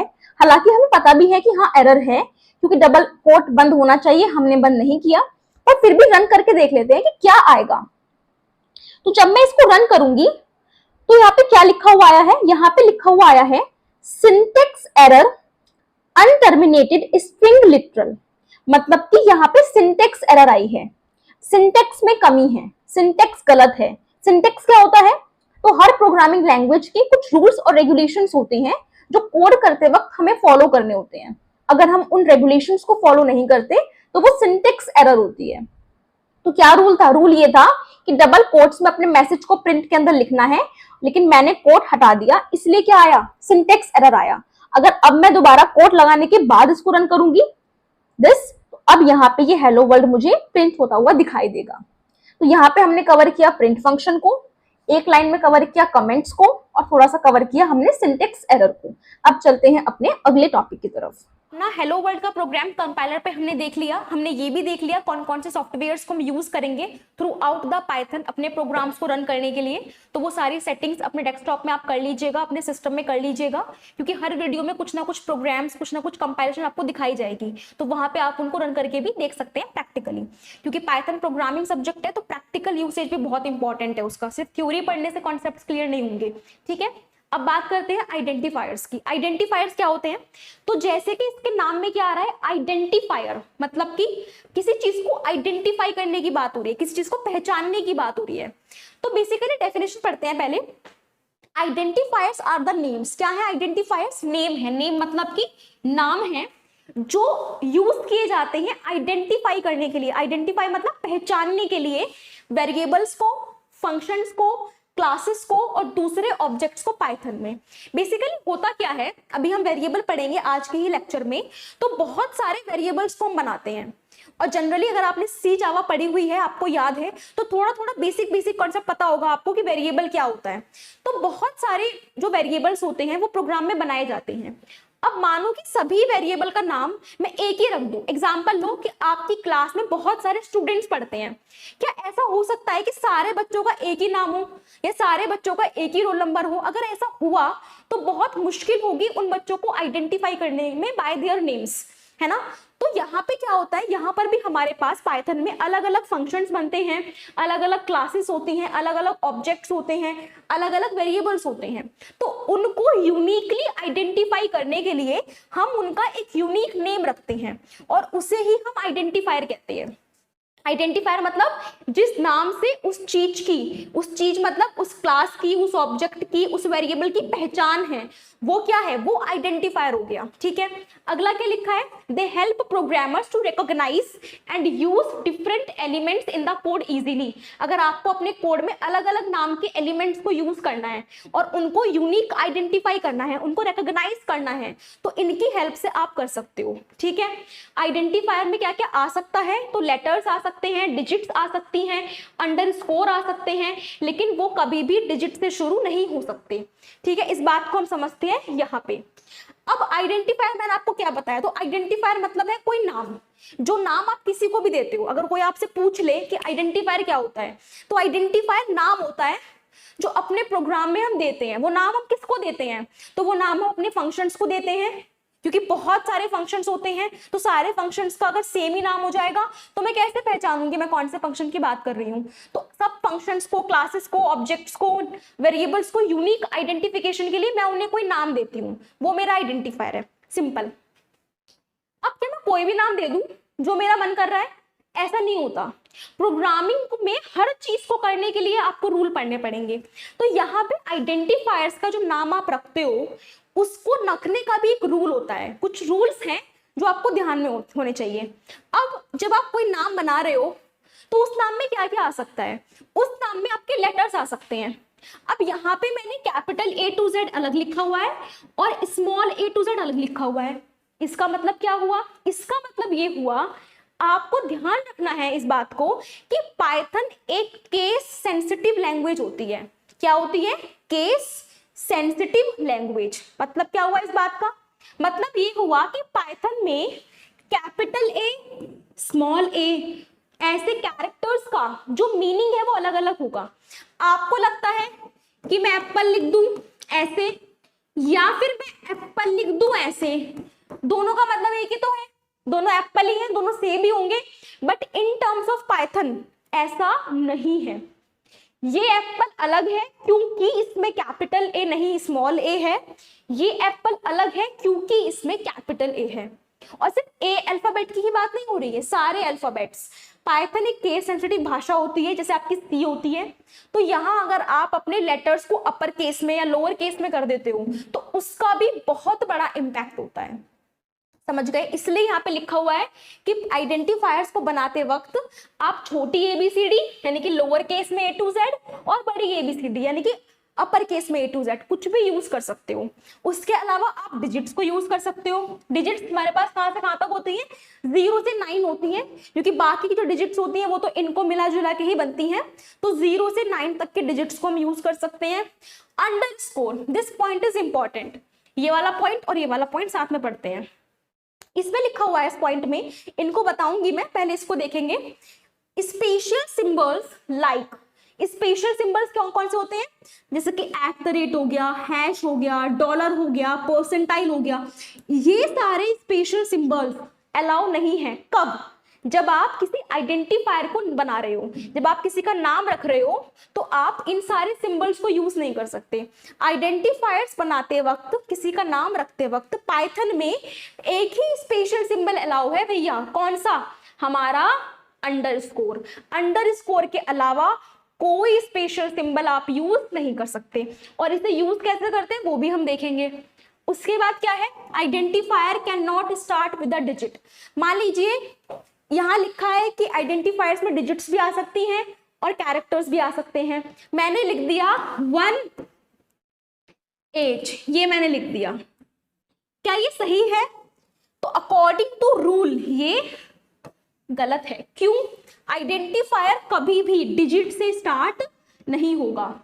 आप डिजिट को बाद में लिख सकते हो, आप ऐसे तो लिख सकते हो कि आपने एज लिखा फिर आपने 1 लिख दिया, ये तो करेक्ट है, लेकिन ये नहीं लिख सकते। और जब हम वेरिएबल्स पढ़ेंगे और वेरिएबल्स को बनाने के लिए रूल्स पढ़ेंगे, तो ये सारे रूल्स होंगे, क्योंकि आइडेंटिफायर्स वेरिएबल्स भी तो होते हैं, है ना, वेरिएबल्स भी तो क्या है, आइडेंटिफायर्स का ही पार्ट है। तो ये सारे रूल्स वहां पे रिपीट होंगे, यहाँ बता देती हूँ, वहां रिवाइज करा दूंगी बस। तो आइडेंटिफायर में आपकी डिजिट्स आ सकती हैं, आपके letter upper case small case आ सकता है, आपकी अंडरस्कोर आ सकता है, लेकिन आइडेंटिफायर डिजिट से शुरू नहीं हो सकता। Spaces are not allowed in identifiers. इसका मीनिंग क्या होता है? मैंने लिख दिया स्टूडेंट और फिर मैंने स्पेस, एक मिनट, स्टूडेंट और फिर मैंने स्पेस देके लिख दिया नेम, और मैं कह रही हूं ये मेरा आइडेंटिफायर है, इसमें एक स्टूडेंट है, मतलब मेरा आइडेंटिफायर बेसिकली 2 शब्दों से मिलके बना है, 2 वर्ड से मिलके बना है, स्टूडेंट और नेम। बट ये गलत है। क्यों? क्योंकि अगर आप 2 वर्ड्स का यूज करके कोई आइडेंटिफायर बनाते हो, वेरिएबल बनाते हो या फंक्शन क्लास कुछ भी बनाते हो, तो आप बीच में स्पेस नहीं दे सकते। अब बड़ी दिक्कत हो गई, अगर मुझे स्पेस देना हो तो अगर मैं इनको चिपका के लिख दूं, मिला के लिख दूं स्टूडेंट नेम, तो बड़ा अजीब सा लगेगा। क्या करें? यहां पे हम किसका यूज कर लेते हैं, हमारे स्पेशल सिंबल अंडरस्कोर का। कैसे करते हैं? तो मान लो कि मुझे 2 वर्ड्स लिखने हैं, स्टूडेंट और फिर मुझे लिखना है नेम। अब इनके बीच में स्पेस तो मैं दे नहीं सकती, रूल तो ये कहता नहीं है, तो स्पेसिंग कैसे दूं? तो इनके बीच में क्या लगा दूंगी मैं, अंडरस्कोर। इससे क्या हो गया, इससे स्टूडेंट वर्ड नेम वर्ड अलग अलग भी हो गया, ये अजीब भी नहीं लगेगा चिपका हुआ सा, और स्पेस वाली प्रॉब्लम भी सॉल्व हो गई। तो ऐसे हम अंडरस्कोर को यूज कर लेते हैं। Python keywords can not be used as identifiers, ये पॉइंट भी एक्सप्लेन करूंगी मैं कीवर्ड्स में। आइडेंटिफायर्स केस सेंसिटिव होते हैं, क्योंकि हमारी पाइथन क्या है, पाइथन हमारी केस सेंसिटिव भाषा होती है, तो आइडेंटिफायर्स भी केस सेंसिटिव होंगे। अगर मैंने ये वाला एज बनाया और यहाँ पे मैं बना दूं ये वाला एज, एज 1, तो ये दोनों डिफरेंट होंगे, क्योंकि यहाँ पे स्मॉल ए है और यहाँ पे कैपिटल ए है। ठीक है। Always use meaningful names for better understanding. अगर आप मान लीजिए सम बनाने के लिए किसी चीज का आपने सम किया 2 नंबर्स का, तो सम करने के लिए आपने उनको, जो सम आपने किया है उसे स्टोर करने के लिए आप बना रहे हो आइडेंटिफायर, तो उसका नाम सम रख दो। मतलब कि जिस चीज के लिए बनाया जा रहा है वैसा ही कुछ नाम रखो, तो प्रोग्राम को समझने में आसानी होती है। तो ये हमारे क्या हो गए, रूल्स हो गए आइडेंटिफायर्स के। अगला कमेंट्स क्या होते हैं? तो मेरे ख्याल से कमेंट्स बच्चों को पता होता है, हमारे कोडिंग का वो पार्ट जो रन नहीं होता वो कमेंट होता है। कमेंट हम क्यों यूज करते हैं, सिंपल सा एग्जांपल समझते हैं हम इसमें। तो मान लो कि आप किसी कंपनी में जॉब करते हो और आपको पाइथन आती है, तो आप वहां पे पाइथन का यूज करके अपना कोड करते हो। ठीक है, आप जॉब कर रहे हो, आप किसी काम कर रहे हो, AI पे काम कर रहे हो, मशीन लर्निंग पे काम कर रहे हो, बड़े बड़े कोड आप पाइथन के लिख रहे हो, वेल इनफ। अब आपने वो कोड लिखे हैं तो आपको तो पता है उन कोड का क्या मीनिंग है, हर एक लाइन का मीनिंग आपको याद होगा या पता होगा। अब आपको कहीं और अच्छा पैकेज मिला, आप छोड़ के चले गए वहां से। अब मान लेते हैं कि आप छोड़ के गए हो तो वैकेंसी क्रिएट हुई है, तो कोई और तो आएगा ही आपकी जगह। अब उस प्रोजेक्ट पे कोई और आ गया, अब वो आपका कोड देख रहा है, अब उसे तो कुछ समझ ही नहीं आ रहा, क्योंकि वो तो आपने लिखा है, तो आपको तो समझ में आ रहा है कि क्या लिखा है, बट कोई और आ गया उसको नहीं पता। तो ऐसे केस में हम क्या यूज करते हैं, कमेंट यूज करते हैं। जब आप बड़े बड़े प्रोग्राम्स लिख रहे होते हैं तो उसके साइड में हम कमेंट लिख देते हैं। कमेंट क्या होता है, कमेंट बेसिकली एक ऐसा पार्ट होता है कोड का जो रन नहीं होता कभी भी। और यहाँ पे मेरे एग्जाम्पल में कमेंट में मैं क्या लिखूंगी कि मैंने 3-4 लाइन लिखी कोड की, बहुत ही कॉम्प्लेक्स कोड है, तो मुझे खुद भी याद रहे और मेरे बाद कोई और भी यूज करे, उसे भी समझ आ जाए कि इस कोड का मीनिंग क्या है, तो वो मीनिंग मैं यहाँ पे डिफाइन कर देती हूँ, वो कमेंट हो जाता है। कमेंट मतलब बेसिकली पार्ट का वो कोड का वो पार्ट जो कभी रन नहीं होता, और ऐसे रियल लाइफ केसेस में हम उनको यूज करते हैं। हम तो छोटे छोटे प्रोग्राम्स बनाएंगे तो जनरली हम उतना कमेंट्स का यूज नहीं करते हैं, बट कमेंट्स का यूज रियल लाइफ में होता है, प्रैक्टिकल लाइफ में होता है। तो कमेंट आपका एक्सप्लेन करता है कोड क्या होता है प्रोग्राम में। पाइथन इंटरप्रेटर जब प्रोग्राम को रन करता है तो कमेंट्स को वो इग्नोर कर देता है। कमेंट लिखने का भी तरीका होता है, ये नहीं है कि आपने कुछ भी लिख दिया वो कमेंट बन गया। पाइथन को क्या पता, जो पाइथन का इंटरप्रेटर है उसको क्या मालूम कि आपने कमेंट लिखा है या कोड लिखा है, उसको तो नहीं पता ना। तो आप कमेंट को कमेंट के सिंटेक्स में लिखते हो, तब वो समझता है कि अच्छा ये कमेंट है, इसको मुझे रन नहीं करना है। कमेंट आपके नॉन एग्जीक्यूटेबल स्टेटमेंट्स होते हैं जो प्रोग्राम को समझने में हेल्प करते हैं, रन नहीं होते हैं। टाइप्स ऑफ कमेंट, हमारे पास सिंगल लाइन कमेंट है, अगर मुझे कमेंट में एक ही लाइन लिखनी है तो सिंगल लाइन कमेंट हो गया। अगर मुझे कमेंट में मल्टीपल लाइंस लिखनी है तो मल्टीपल लाइन कमेंट हो गया। कैसे लिखते हैं कमेंट को, क्या सिंटेक्स है कमेंट लिखने का, तो सिंगल लाइन कमेंट जो है वो स्टार्ट होता है हैश के साथ। अगर आपने अपने कंपाइलर पे, मैं आपको दिखाऊंगी, अभी हम वेरिएबल्स को समझेंगे कंपाइलर पे, वहां पे मैं आपको दिखाऊंगी कि कमेंट हम कैसे लिखते हैं, ठीक है।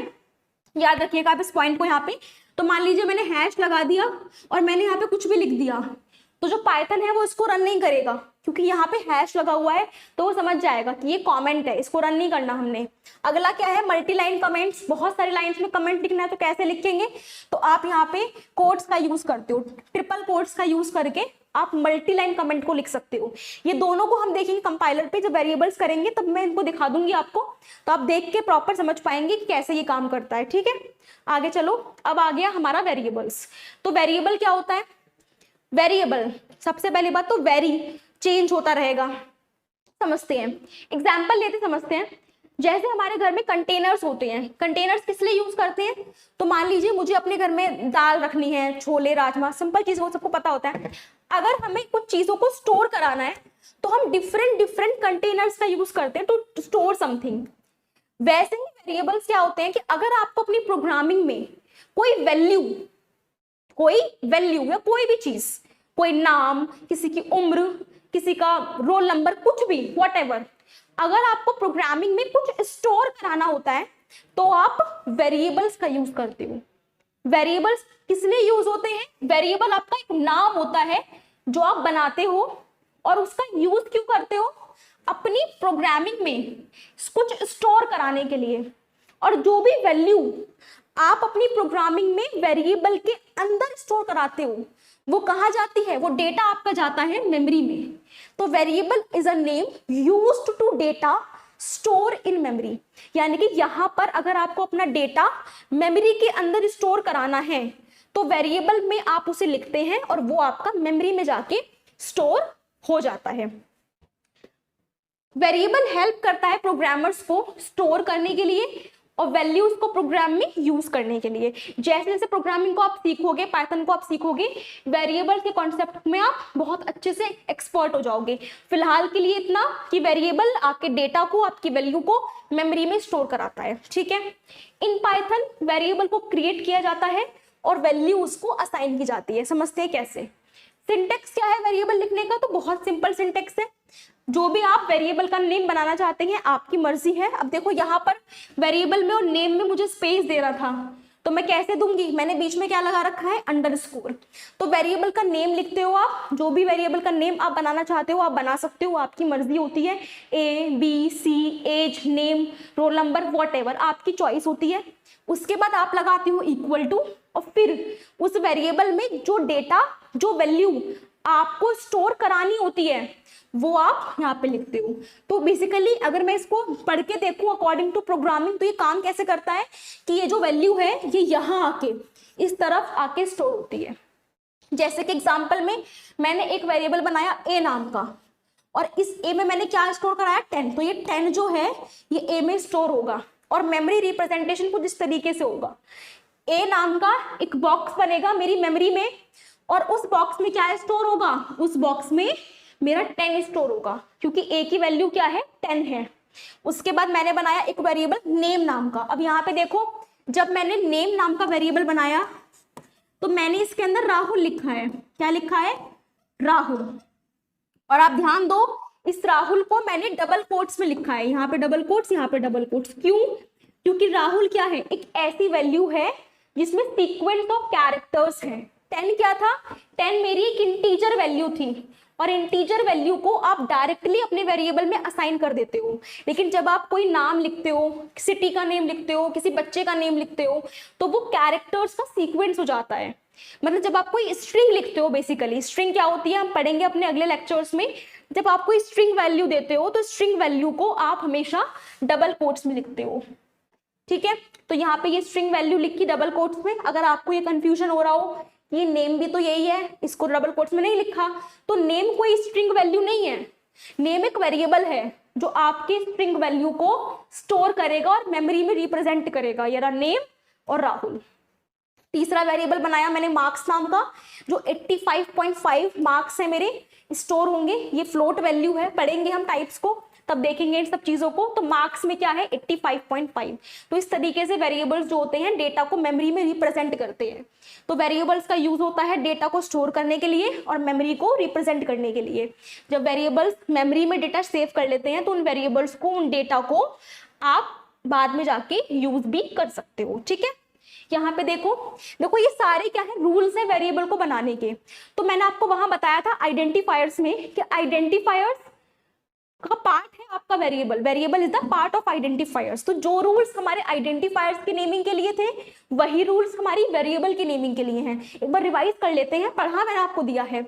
वेरिएबल का नाम भी कभी नंबर से स्टार्ट नहीं होगा। वहां पे भी क्या था कि identifiers can not start with a number और डिजिट। यहाँ पे एग्जाम्पल लिखा है, ये वन नेम गलत है और नेम वन मेरा करेक्ट है। Spaces are not allowed in variable names. ये भी मैंने आपको बता दिया कि अगर आपको स्पेस देना है तो आप यूज करोगे अंडरस्कोर का। मैनुअल स्पेस आप यहाँ पे नहीं दे सकते कि दो शब्दों के बीच में स्पेस आपने दे दिया। वेरिएबल्स क्या होते हैं? केस सेंसिटिव होते हैं। जैसे कि यहाँ पे इस वाली एज का मीनिंग, अब आपको लग रहा होगा दोनों एज ही है और दोनों की वैल्यू 20 है, दोनों सेम हो गए, बट ऐसा नहीं है। यहाँ पे कैपिटल ए है यानी कि यहाँ पे आपने अपर केस को यूज किया है, यहाँ आपने लोअर केस को यूज किया है। मेमोरी में जब जाएगा ना तो इसके लिए अलग बॉक्स बनेगा, इसके लिए अलग बॉक्स बनेगा। Both are different in point of view of Python. उसके बाद keyword can not be used as variable names. Keywords मतलब वो रिजर्व्ड वर्ड्स जो हमारी पाइथन में पहले ही बन चुके हैं। कीवर्ड्स का मतलब क्या होता है? पाइथन के कुछ ऐसे वर्ड्स जो पहले से ही बन चुके हैं। हम लूपिंग पढ़ेंगे, वहां पे हम फॉर लूप का यूज करेंगे, व्हाइल लूप का यूज करेंगे। तो कीवर्ड्स वो शब्द होते हैं जो पाइथन ने पहले ही बना लिए हैं। तो जो पहले से बनाए गए शब्द है उनका यूज आप वेरिएबल बनाने में नहीं कर सकते हो। तो यहाँ पे ये पॉइंट लिखा हुआ है। उसके बाद ये आपका वही हो गया कि स्पेशल सिंबल्स अलाउ नहीं होते, सिर्फ अंडरस्कोर है जो आपका अलाउ होता है। अब उसके बाद ये क्या है? ये हमारे वेरिएबल के एग्जांपल्स हैं। सबसे पहले हमने क्या किया है? एक नेम नाम का वेरिएबल बनाया है जिसके अंदर मैंने राहुल को स्टोर कराया है। तो अगर मैं नेम के अंदर राहुल स्टोर करा लूंगी तो ये जो पहली वाली लाइन है ये क्या काम करेगी? ये सिर्फ मेरे नेम नाम की वेरिएबल का बॉक्स बनाएगी मेमोरी में और उसके अंदर राहुल को स्टोर कराएगी। That's it. अब मान लो कि मैं चाहती हूं कि जो राहुल है ना वो स्क्रीन पे प्रिंट हो, तो मैंने आपको क्या बताया कि वेरिएबल्स के अंदर जो डेटा आपने स्टोर किया है, जो वैल्यू आपने स्टोर करी है, उस वैल्यू को, उस डेटा को आप एक्सेस भी कर सकते हो। कैसे? Using the variable names. अगर मुझे राहुल को एक्सेस करना है तो राहुल जिस वेरिएबल के अंदर है उस वेरिएबल का यूज करके मैं उसे एक्सेस कर सकती हूँ। तो यहाँ पे मैंने क्या यूज किया? Print function. क्योंकि मैंने क्या कहा? राहुल मुझे स्क्रीन पे प्रिंट कराना है और प्रिंट कराने के लिए हम यूज करते हैं प्रिंट फंक्शन का। तो मैंने यहाँ पे क्या लिखा? प्रिंट फंक्शन लिख दिया। अब राहुल प्रिंट कराना है, राहुल किसके अंदर स्टोर है? राहुल स्टोर है नेम नाम के वेरिएबल के अंदर। तो यहाँ पे क्या लिख दो? Print name. तो इसका आउटपुट क्या आएगा? इसका आउटपुट आएगा कि जो राहुल होगा वो आउटपुट पे प्रिंट हो जाएगा। ऐसे ही सेकंड वाला एग्जांपल है, एज एक वेरिएबल है जिसके अंदर वैल्यू क्या है? 20। अब अगर मुझे 20 प्रिंट कराना है तो मैं कैसे कराऊंगी? तो प्रिंट कराने के लिए यूज करूंगी प्रिंट फंक्शन का। और 20 किसके अंदर स्टोर है? किसके अंदर? एज के अंदर। तो क्या लिखेंगे हम यहाँ पे? एज, और ये 20 प्रिंट हो जाएगा। ऐसे ही हमारा मार्क्स वाला एग्जाम्पल है। तो एक काम करते हैं, वेरिएबल्स को, कमेंट्स को कंपाइलर पे देख लेते हैं जिससे कि हम विजुअलाइज भी कर पाएंगे चीजें कैसे काम कर रही हैं। तो अब हम अपने वेरिएबल को भी समझ लेते हैं एक बार प्रैक्टिकली रन करके कि वेरिएबल्स हमारे कैसे काम करते हैं। थ्योरी को तो हमने समझ लिया, प्रोग्राम्स के थ्रू समझते हैं। तो ये मेरा VS कोड मैंने यहाँ पे छोड़ा था, आपका पहला प्रोग्राम हेलो वर्ल्ड का। अब यहाँ पे वेरिएबल के लिए मैं एक न्यू फाइल बनाऊंगी। न्यू फाइल कैसे बनानी है आपको बता दिया है। ये जो प्लस लिखा हुआ है इस पे आप क्लिक करेंगे और यहाँ पे आप न्यू फाइल का नाम देंगे। क्योंकि यहाँ पे हम वेरिएबल को समझने वाले हैं तो फाइल का नाम रख देते हैं वेरिएबल। और क्योंकि ये पाइथन के अंदर है तो आप एक्सटेंशन लगाएंगे .py। एंटर प्रेस करेंगे, आपकी फाइल ओपन हो जाएगी। ठीक है, तो अब हम समझते हैं वेरिएबल को। तो क्या होते हैं वेरिएबल? कंटेनर होते हैं जो आपकी वैल्यू को स्टोर करते हैं। ठीक है, वेरिएबल होते हैं एज नाम का, इक्वल्स टू इसमें वैल्यू असाइन करते हैं। तो मान लेते हैं मैंने वैल्यू असाइन कर दी 20, तो ये मेरा वेरिएबल बन गया जिसमें मैंने 20 को असाइन किया है। इसको रन करके देखते हैं क्या होता है। मैंने इसको रन किया बट आप देखेंगे ना आउटपुट पे कुछ भी प्रिंट नहीं हुआ। क्यों नहीं प्रिंट? क्योंकि आउटपुट जब तक वैल्यू प्रिंट नहीं होगी तब तक प्रिंट फंक्शन का यूज नहीं करेंगे। बेसिकली अभी तक क्या हुआ होगा कि बैकएंड पे मेमोरी में एज नाम का बॉक्स बना होगा, क्योंकि एज आपके वेरिएबल का नाम है, तो एज नाम का बॉक्स बन गया होगा और उस बॉक्स के अंदर 20 को स्टोर करा दिया गया होगा। इतना काम हुआ होगा। अगर ये चाहते हैं कि ये एज 20 आपका आउटपुट प्रिंट होकर आए तो इसके लिए आपको क्या करना पड़ेगा? इसके लिए आपको प्रिंट फंक्शन का यूज करना पड़ेगा। तो अब मैं लिखूंगी प्रिंट और इसके अंदर लिखूंगी एज। अगर कंफ्यूजन हो रहा है कि एज भी तो एक सीक्वेंस ऑफ कैरेक्टर लग रहा है या मैसेज की तरह लग रहा है तो इसको डबल इन्वर्टेड कोट्स में क्यों नहीं लिख रहे हैं? तो let me clear you, age यहाँ पे सीक्वेंस ऑफ कैरेक्टर, मैसेज या स्ट्रिंग नहीं है। एज यहाँ पर एक मेरे बनाए गए यानी कि प्रोग्रामर के द्वारा बनाए गए, यूजर के द्वारा बनाए गए वेरिएबल का नाम है। ठीक है, तो इसलिए यहाँ पे मैं सिंपल को लिखती हूँ। वेरिएबल के नाम को आप डबल कोट्स में नहीं लिखते, आप डायरेक्टली उसको ऐसे ही लिख सकते हैं। अगर मैं इसको रन करूंगी ये, तो आप देख सकते हैं यहाँ पे 20 प्रिंट होकर आ गया है। राइट, इस तरीके से अपने वेरिएबल्स काम करते हैं। जब तक आप प्रिंट नहीं कराएंगे आउटपुट पे कुछ भी प्रिंट नहीं होगा। एक और बनाते हैं, मैंने वेरिएबल का नाम नेम। अब मैंने नेम, ऑब्वियसली मैं इसमें कुछ नेम असाइन करूंगी। तो अब जो असाइन करने वाली हूँ, कंफ्यूज बिल्कुल भी नहीं होना है, आराम से सुनिएगा। नेम एक वेरिएबल का नाम है इसलिए उसको डबल इन्वर्टेड कोट्स में लिखने की आवश्यकता नहीं है, because it's variable name. Name के इक्वल में अब जो वैल्यू असाइन करने वाली हूँ, मान लेते हैं मैं असाइन करना चाहती हूँ राहुल है, ये राहुल वैल्यू है, ये राहुल लिटरल है, ये राहुल स्ट्रिंग है, इसलिए इसको हम लिखेंगे डबल इन्वर्टेड कोट्स में। इसको हम लिखेंगे डबल इन्वर्टेड कोट्स में, क्योंकि नेम तो नाम है, उसे नहीं है मुझे लिखने की। आप देख भी सकते हो ऊपर लिखा हुआ है वेरिएबल नेम लिटरल, क्योंकि लिटरल है, ये स्ट्रिंग है, तो इसको जरूरत है कि आप डबल इन्वर्टेड कोट्स में लिखें। नहीं आएगा क्योंकि मैंने राहुल को प्रिंट कराया ही नहीं है। प्रिंट कैसे होगा? राहुल प्रिंट ऐसे होगा, प्रिंट अगर राहुल को with the help of variable कराना चाहती हूँ तो मैं लिखूंगी प्रिंट नेम और अब प्रिंट होगा। Let me run this and show you. तो ये मैंने किया, अपने प्रोग्राम को देख सकते हैं 20 भी प्रिंट हुआ है और राहुल प्रिंट हुआ है। अगर कंफ्यूजन आ रहा है कि मैम हम इसको नेम लिख के प्रिंट करा रहे हैं, क्या हम इसको ऐसे प्रिंट कर सकते हैं और यहाँ हम डायरेक्टली लिख दें मैसेज की तरह राहुल, प्रिंट हो जाएगा? तो करके देख लेते हैं, कंफ्यूजन नहीं रखते हैं और पहले क्लियर करते हैं आउटपुट स्क्रीन को जिससे कि कंफ्यूजन ना रहे हमें। क्लियर टर्मिनल अब करके रख देखते हैं इसको। यस, तो आप देख सकते हैं कि 20 तो चलो प्रिंट हुआ एज की जगह, लेकिन राहुल आपका दोनों तरीके से प्रिंट हो सकता है। आप राहुल को एज अ मैसेज में प्रिंट करा सकते हो डबल कोट्स में, और आप राहुल को अगर एक वेरिएबल के रूप में प्रिंट कराना चाहते हो तो राहुल को आपने किस वेरिएबल में स्टोर किया है?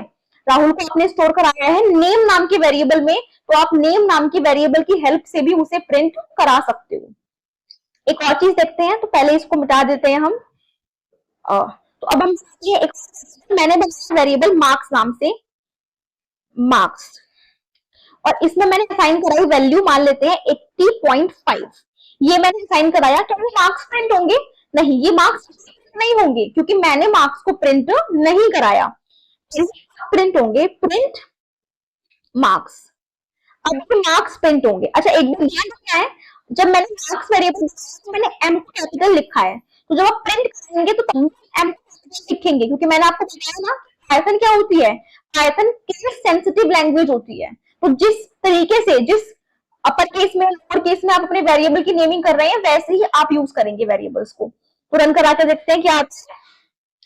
तो आप देख सकते हैं 20 प्रिंट हुआ है एज, राहुल प्रिंट हुआ है नेम, और यहाँ पे मार्क्स प्रिंट हुए हैं 80.5। इस तरीके से आपके जो वेरिएबल्स हैं वो काम करते हैं। आई थिंक वेरिएबल्स कैसे काम करते हैं। अब इसके पहले हमने ये समझा था कि वेरिएबल नेम करने के कुछ रूल्स होते हैं। तो ये कि वेरिएबल का नाम कभी भी डिजिट के साथ स्टार्ट नहीं होगा, यानी कि नंबर के साथ स्टार्ट नहीं होगा। यानी कि one name equals to Rahul है, क्योंकि वेरिएबल का नेम कभी भी किससे स्टार्ट नहीं हो सकता, नंबर के साथ। और यहाँ पर लाइन भी आ रही है जो इंडिकेट कर रही है कि वेरिएबल नेमिंग मैंने गलत कर दिया है। नहीं, एक बार रन करके देख लेते हैं कि क्या आता है। तो आउटपुट को क्लियर करते हैं और देखते हैं रन करके इसको। सो आप देख सकते हैं कि सिंटेक्स एरर आ गया। रूल क्या है कि आप वेरिएबल का नेम नंबर से स्टार्ट नहीं कर सकते, बट क्योंकि मैंने तो एरर आ गया। तो ये हमारा रूल नंबर 1 था। उसका सेकंड रूल क्या था, सेकंड इसको हम कर देते हैं कमेंट आउट। कैसे करेंगे, कंट्रोल और स्लैश से। अब ये रन नहीं होगा। सेकंड रूल समझते हैं। सेकंड रूल ये था कि वेरिएबल के नेम में स्पेस नहीं आएगा, यानी कि अगर मैं लिखूं स्टूडेंट नेम लिखूं तो गलत है। तो देख लेते हैं स्टूडेंट नेम राहुल। तो आप देख सकते हो स्टूडेंट तक ठीक है, बट जैसे ही मैंने स्पेस देके नेम लिखा, यहाँ पे क्या आ रही है, यहाँ पे आ रही है। इसका मतलब ये गलत हो गया है। पर कोई नहीं, रन करके देख लेते हैं दोबारा से इसको। दोबारा से यहाँ पे नेम एरर आ गई। नेम इज नॉट डिफाइंड, मतलब वही है कि आप स्पेस लेके नहीं लिख सकते। अगर मैं यहाँ पे अंडरस्कोर और इस स्पेस को कर दूं खत्म, तो आप देख सकते हो कि रेड लाइन हट गई, मतलब कि ये करेक्ट है। तो स्टूडेंट और नेम के बीच में अगर आपको स्पेस देना है तो आप अंडरस्कोर से रिप्रेजेंट करेंगे उस स्पेस को, आप मेनू में स्पेस नहीं देंगे। तो अगर अब मैं इसको रन करूं, क्लियर टर्मिनल, हम इसको रन करेंगे तो ये रन होगा। Student name equals Rahul run, कोई एरर नहीं आया। क्यों नहीं हुआ, क्योंकि मैंने अभी तक प्रिंट कराया ही नहीं है, तो इसलिए प्रिंट नहीं हुआ। में स्टूडेंट नेम नाम से बॉक्स बन गया था, जिसके अंदर आपका राहुल क्या हो गया होगा, स्टोर हो गया होगा। अब इसको भी आप करते हैं कमेंट आउट, जिससे कि ये रन ना हो। अगर कि केस सेंसिटिव लैंग्वेज होती है, यानी कि अगर मैं लिख रही हूँ age, wait, age equals to 20 और एज इक्वल्स टू 15, तो अलग अलग हैं, वैल्यू नहीं इसमें, बट ये वैसे भी अलग हैं। अगर प्रिंट कराना चाहूँ, एंटर प्रिंट, मान लेते हैं मैं प्रिंट करा रही हूँ अपर केस वाला एज, ये देखते हैं क्या आएगा। इसको रन करके देख लेते हैं। तो अगर इसको रन करूं, एक मिनट, इसको हम करेंगे रन, तो बेटा मिनट, क्लियर टर्मिनल, इसको यस। तो ये यहाँ पे अब देखते हैं इसको रन करके क्या आउटपुट पे क्या आता है। तो अब यहाँ पे क्या प्रिंट, यहाँ पे प्रिंट हुआ आपका 20, क्या प्रिंट हो गया, ये 20 प्रिंट हो गया। ठीक है, अगर मुझे 50 प्रिंट तो मैं क्या लिखूंगी, तो मैं लिखूंगी प्रिंट, एक मिनट, 20 के लिए हम लिखेंगे प्रिंट स्मॉल केस में। तो अब यहाँ पे क्या प्रिंट होगा, 15 प्रिंट होगा। इसको दोबारा रन करके देखते हैं क्या आता है। सो 20 एंड 15, क्योंकि ऊपर क्या लिखा हुआ है कैपिटल ए, नीचे क्या लिखा हुआ है स्मॉल ए, तो 20 और 15 इस तरीके से आपके जो वेरिएबल्स होते हैं वो काम करते हैं। तो आई होप समझ में। अब चलते हैं अपने नेक्स्ट टॉपिक की तरफ। तो हमने वेरिएबल्स को और कमेंट्स को भी देख लिया अपने कंपाइलर पे, तो आपको समझ आ गया होगा वेरिएबल्स कैसे काम करते हैं। और ये जो स्नैपशॉट लगाए थे ये भी आपको क्लियरली अंडरस्टैंड हो गया होगा कैसे काम करता है। ठीक है, ये हमारे डेली प्रैक्टिस प्रॉब्लम है, इंपॉर्टेंट क्वेश्चंस हैं जो आज के लेक्चर में आपको मिलेंगे। ये सारे वही क्वेश्चंस हैं जो हमने आज कवर किए हैं। एक बार इनको रीड करते हैं। Write a Python program to print the following output. आपको अपने कंसोल पे क्या प्रिंट कराना है, तो आपको अपने कंसोल पे अपनी आउटपुट पे प्रिंट कराना है वेलकम टू पाइथन प्रोग्रामिंग। तो मैंने आपको बताया प्रिंट कैसे होता है। सिंपल आप क्या लिखो, प्रिंट फंक्शन लिख दो, फिर आप क्या लगा दो, ब्रैकेट लगा दो, और उसके बाद आप लगा दो डबल इन्वर्टेड कोट्स। पाइथन में ब्रैकेट और डबल इन्वर्टेड कोट्स में आप जो भी लिख दोगे वो एज इट इज क्या होगा, प्रिंट हो जाएगा। तो सिंपल क्या करो, प्रिंट लिख दो, यहाँ पे ब्रैकेट डबल कोट, हमारा एंट्री गेट हो गया, ये डबल कोट हमारा एग्जिट गेट हो गया, और इसके अंदर मैं जो लिखूंगी वही प्रिंट होगा। तो अगर मुझे प्रिंट कराना है वेलकम टू पाइथन प्रोग्रामिंग, तो मैं ये लिख दूंगी, यहाँ पे प्रिंट हो जाएगा, सिंपल। अगला क्या है, write a Python program to print your, यहाँ पे आपको अपना नेम, अपना ब्रांच और अपना कॉलेज नेम कराना है प्रिंट यूजिंग प्रिंट। सिंपल सी बात है, यहाँ पे आप क्या करो, नेम नाम का वेरिएबल बनाओ, उसके अंदर अपना नाम स्टोर कराओ और फिर उस वेरिएबल को प्रिंट करा लो। ब्रांच के अंदर ब्रांच नाम का वेरिएबल, उसके अंदर अपनी ब्रांच, मान लीजिए आप सीएस के हैं, क्योंकि आप बीसीए स्टूडेंट से आप सीएस में हैं, तो यहाँ पे आप लिखो सीएस, ब्रांच के अंदर वैल्यू असाइन करी सीएस। और ध्यान रखना है, जब आप नेम को, ब्रांच को और कॉलेज नेम को लिखोगे तो वो क्या होगा, आपका स्ट्रिंग होगा, क्योंकि आपका नेम में भी क्या होंगे, कैरेक्टर्स होंगे। तो स्ट्रिंग को हम लिखते हैं डबल कोट्स में, तो यहाँ वहां से हो जाएगा। पाइथन वेरिएबल्स क्या होते हैं ये हमने बता दिया। अब ये भी वही क्वेश्चन रिपीट हो गया, यहाँ पे आपको स्टूडेंट नेम, एज और मार्क्स प्रिंट कराना है वेरिएबल बना के। Identify following variable names are invalid और वैलिड, तो यहाँ पे आपको ये चेक करना है जो वेरिएबल्स और आइडेंटिफायर्स के रूल्स हमने डिस्कस करे हैं उसकी हेल्प से, कि ये जो वेरिएबल के नेम मैंने बनाए हैं ये इनवैलिड है या वैलिड है। ठीक है, रूल्स के साथ मैच करिएगा और बताइएगा कि वैलिड होंगे या इनवैलिड होंगे। तो ये हुआ हमारा पाइथन का यूनिट फर्स्ट का फर्स्ट लेक्चर, आपके बीसीए थर्ड ईयर का, अकॉर्डिंग टू एकेटी यूनिवर्सिटी। मिलते हैं अपने नेक्स्ट लेक्चर में, तब तक के लिए थैंक यू, स्टे कनेक्टेड।